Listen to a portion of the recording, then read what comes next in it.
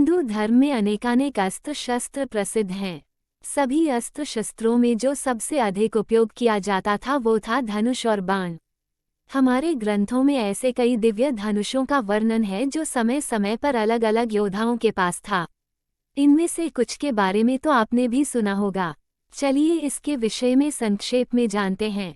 जब भी दो सर्वश्रेष्ठ धनुषों की बात आती है तो दो धनुषों की व्याख्या अवश्य होती है, पिनाक और सारंग। पिनाक भगवान शिव का धनुष था और सारंग भगवान विष्णु का। इन दोनों धनुषों का निर्माण स्वयं परमपिता ब्रह्मा ने किया था। हालांकि कुछ स्थानों पर कहा जाता है कि इन दोनों का निर्माण विश्वकर्मा ने किया था, तो कुछ ग्रंथों में देवराज इंद्र को इन दोनों का निर्माता बताया गया है। हालांकि अधिकतर ग्रंथों में ऐसा ही लिखा है कि इन दोनों को परमपिता ब्रह्मा ने ही बनाया था और इनमें से एक धनुष सारंग उन्होंने नारायण को और दूसरा धनुष पिनाक महादेव को दिया। ये दोनों महान धनुष समान शक्तिशाली ही माने जाते हैं। अपने अपने धनुषों को धारण करने के बाद भगवान शिव और भगवान विष्णु में इस बात पर वार्तालाप हुआ कि इन दोनों धनुषों में कौन सा श्रेष्ठ है। तब ब्रह्मदेव की मध्यस्थता में दोनों के बीच अपने अपने धनुष से युद्ध आरंभ हुआ। बहुत देर युद्ध चलता रहा पर कोई निर्णय नहीं निकला। तब ब्रह्मा जी के अनुरोध पर दोनों ने युद्ध समाप्त किया और उनसे पूछा कि पिनाक और सारंग में कौन सा धनुष श्रेष्ठ है। तब परमपिता ने कहा, इन दोनों धनुषों को मैंने अपने सर्वश्रेष्ठ कौशल से बनाया है और इसी कारण इन दोनों के बीच अंतर बता पाना संभव नहीं है। किंतु युद्ध के बीच में भगवान शिव श्रीहरि का युद्ध कौशल देखने के लिए कुछ समय के लिए रुक गए थे, इसीलिए उस आधार पर मैं सारंग को पिनाक से श्रेष्ठ घोषित करता हूँ। ये सुनकर महादेव रुष्ट हो गए और उन्होंने पिनाक को त्याग दिया। उन्होंने श्रीहरि से कहा कि अब आप ही इस धनुष को भंग कीजिए। तब भगवान विष्णु ने कहा कि समय आने पर मैं आपकी इच्छा अनुसार अवश्य इसका नाश करूंगा।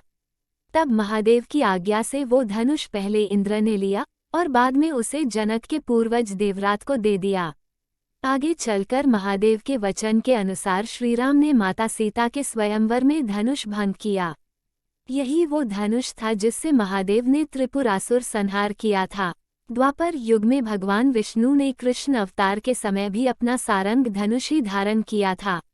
श्री कृष्ण ने कंस की सभा में एक और महान धनुष को भंग किया था। मान्यता है कि वो धनुष भी भगवान शंकर का ही था, हालांकि उसे केवल शिव धनुष ही कहा गया है। पिनाक और सारंग के अतिरिक्त कुछ और प्रसिद्ध और शक्तिशाली धनुष हैं। कोदंड धनुष, ये श्रीराम का धनुष था। ये वही महान धनुष था जिससे श्रीराम ने असंख्य राक्षसों और अंततः रावण का वध किया था।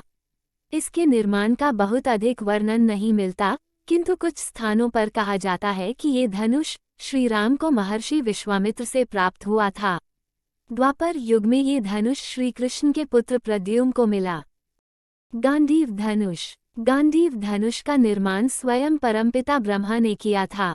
बाद में उन्होंने उस धनुष को वरुण देव को प्रदान किया। जब अग्निदेव की क्षुधा शांत करने के लिए अर्जुन और भगवान श्री कृष्ण ने खांडव वन का दहन किया, तब अग्निदेव ने वरुण देव से अर्जुन को कोई उपहार देने को कहा। तब उनके अनुरोध पर वरुण देव ने अर्जुन को इस महान धनुष को 2 अक्षय तरकश के साथ प्रदान किया। ऐसा वर्णित है कि गांडीव में कुल 108 दिव्य प्रत्यंचाएं थी जिसे काटना असंभव था। इसे 1 लाख धनुषों के बराबर माना जाता है। जब पांडव और द्रौपदी स्वर्ग की अंतिम यात्रा पर निकले तब मार्ग में अग्निदेव के कहने पर अर्जुन ने गांडीव को वरुण देव को लौटा दिया। विजय धनुष, इस धनुष का निर्माण स्वयं विश्वकर्मा ने किया था। इसे उन्होंने देवराज इंद्र को दिया और देवराज इंद्र ने इसे भगवान परशुराम को प्रदान किया। इस अखंड धनुष से उन्होंने क्षत्रियों का अनेकों बार विनाश किया। बाद में उन्होंने इस धनुष को अपने प्रिय शिष्य महारथी कर्ण को प्रदान किया। हालांकि इस धनुष का महाभारत में केवल एक ही बार स्पष्ट वर्णन है। महाभारत के अनुसार युद्ध के 17वें दिन कर्ण ने इसी धनुष से अर्जुन से युद्ध किया था। इनके अतिरिक्त महाभारत और रामायण में कुछ और प्रसिद्ध और शक्तिशाली धनुषों का वर्णन मिलता है। पौलस्त्य धनुष, ये लंकापति रावण का धनुष था जो उसे अपने पितामह महर्षि पुलस्त्य से प्राप्त हुआ था। महाभारत काल में घटोत्कच के पास भी यही धनुष था। रुद्र धनुष। रुद्र धनुष अभिमन्यु का धनुष था, जो उन्हें बलराम से मिला था। बलराम को ये धनुष महादेव से प्राप्त हुआ था।